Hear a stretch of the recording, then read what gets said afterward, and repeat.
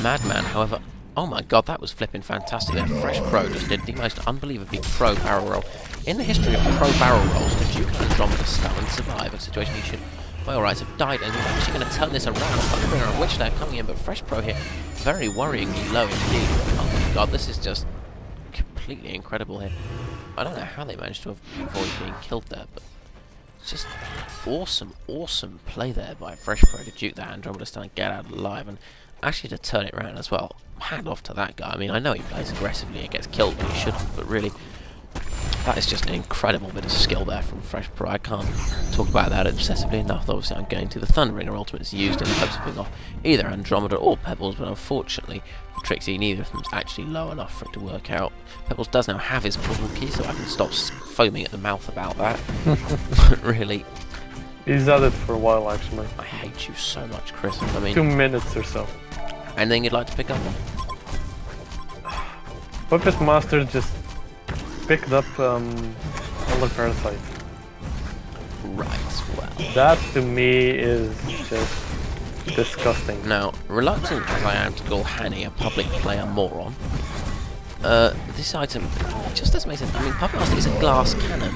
The key word here being glass. You know, you don't fit a glass cannon with something that makes it shake a little bit more, but also makes it fire faster. You build Puppet Master primarily for survivability. The reason that Symbol of Rage and, you know, Black King Barb and Shrunken Head are so popular items on is precisely because he gets killed so easily. I mean, granted, Whispering Hell's not as attractive as it used to be because you can't use it to stack HCs. But really, just by going off and building another Parasite, you eat into a fairly crap health pool hugely, so I don't know, I'm dubious about this. I mean, if he can really pull it off and use it to give himself a lot of extra damage and dominate middle game teamfights, fair enough, all power to him, but when it goes wrong, I'm going to be the first person to sit here on the sidelines saying, I told you so.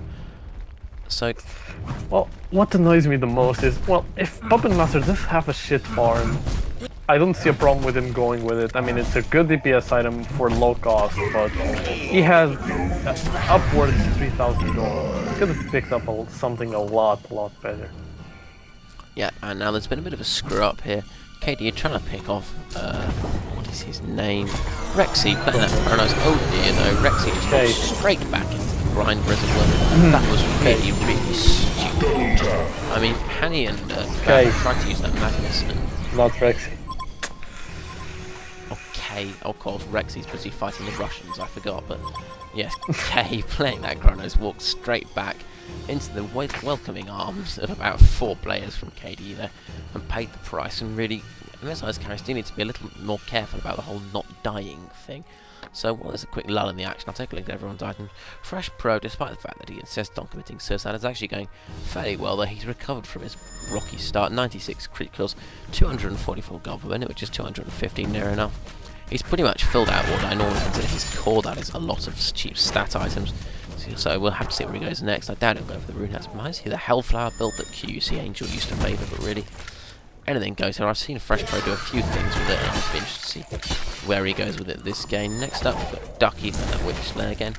Just being the ward bitch without any wards for his team, really. 100 gold per minute, so that's fairly typical of where you expect to find a support player.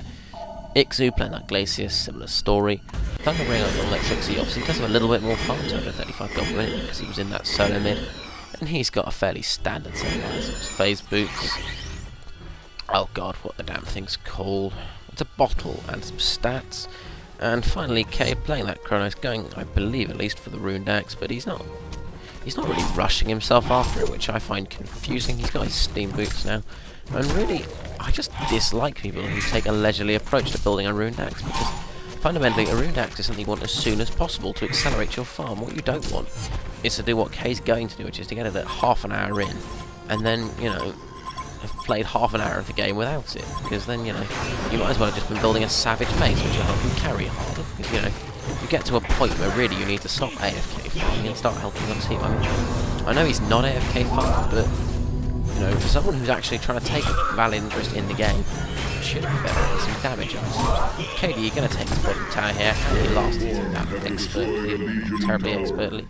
Just, well, it's a tower, you lasted like everything else, but yes, Canny, they're doing the sensible things, since he's the only carry from no damage. Hellborn's items. Since nothing is happening yet again, I shall take a look at the Hellborn's items as well. No, we do have action going on in the mid lane. A real clusterfuck going on. Kronos pulls his ultimate. Fresh Pro shows up, takes out Pebble. Then we have Henny going in on Fresh Pro. Oh god, I got fused up in this fight.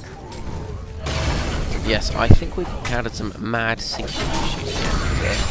I got that on camera, but not as you were actually doing it. So I think we'll try to get our times in order again. I'm currently at, in replay time, 0:35, 29, 30, 31, 32, 33. So just try and get into that. Can you?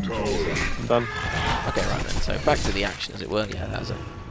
I'm not quite sure who to call that a disaster team member. I guess it had to be the Hellborn there. I mean, we had Fresh Pro somewhat out of position, but really getting away with it. And well, they didn't pick anyone off from boards, and they still lost players, which is, I think, what you have to consider the mark of a failed team fight. And really, KDe here, their position is not looking good, to be perfectly frank with you. The golden experience gap is not getting any bigger; it's probably shrinking. Hanny's farm, while certainly good, he's actually picked up a blessed orb now, so. Might even be going for that incredibly ubiquitous and horribly overused Jumper's Bane. It's not a bad item for him by any means, it's just that, to put it simply, he's not going to be enough. You know, I mean, one Puppet Master, even with the good farm that Hanny's got at him, I think he's now sitting at the highest gold minute in the game at 344, isn't going to outcarry Kronos and Puppet Master, Kronos and Madman. It's just not happening. So really, it's not that Hanny's doing badly, because he isn't. It's just that he's not really able to do very much against what is going to happen to him. Still no portal key on Kabat, but there is one on Pebble, so they've got the initiation back anyway, and that's a great Valkyrie arrow. Who the hell is those arrows? K there, not Rexy, for Christ's sake, being called out horribly there by a fantastic arrow for a Magix who's justified his existence as a Valkyrie by it, and gets completely and utterly brutalised by Pebbles and Magnus in a fairly predictable consequence. So yes, another good game there by KDe, but really, it's all too little too late. It's like spitting into an avalanche. It doesn't matter how much you do it, because, I mean, I know I stand to complete fool here if MSI screw this up somehow, but really, I can't see KDe winning this. They're just out-carried, and they've gone for a ganking strategy, and they haven't won big in the way they need to, even though they had really good lanes and quite good early game movement. Just MSI have actually played quite well and come back into this. I mean, could you help me out a bit here, Chris? I mean, why do you think, in terms of analysis, that MSI managed to weather the storm of KDe and come out, if not ahead, certainly not too far behind? Well, to be honest, they just kept, you know, reducing ganks. They just tried to turn situations around as much as possible, and they did just that. I mean, we do have some action going on though in the middle lane. Pebbles gets taken out after what could have gone either way. But going back to my main point, MSI kept farming Kronos, kept farming Madman.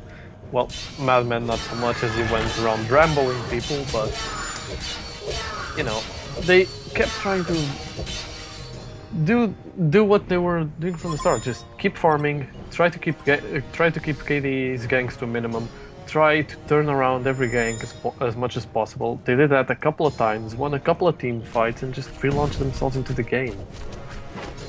Definitely so that, I mean, I don't think that KDe have actually made any hugely obvious mistakes. I mean, they went for a bit of an all-in ganking lineup with just a couple of, well, they obviously have a carrying Puppet Master and a semi-carrying Valkyrie. I think it's pretty obvious even to them that they were never going to out-carry MSI here. They were just going for putting so much pressure on them, and they kind of did it, because, you know, that tri-lane went well, the middle lane didn't go so well, but it was definitely had the potential to, and the top lane went very well, so I'm just not quite sure where it all went off the rails for KDe, to be perfectly honest with you. I mean, there's no doubt that it has, but I'm just not quite sure why MSI are in this, when KDe have actually played a fairly decent ganking strategy. They've kept up aggressive map control, you know, they've still got wards in the Hellborn jungle. They haven't really counter-ordered, or the Legion jungle, they haven't counter-ordered as much as they perhaps should have done, but, you know, they definitely haven't let MSI have a free run. By the way, sorry to interrupt you, but I really need to reference the fact that Puppet Master just picked up Cauldron, Sheepstick, whatever you want to call it, and that K actually finished his Rune Dax. Well, obviously, a big congratulations to K on his 30-minute Rune Dax, which I'm a bit unsure about, to be perfectly honest with you, but I guess Supplement Clodder's not a bad item on Puppet Master because, you know, it's giving him a first slice of damage and it's not an attack modifier, which is lucky because he can't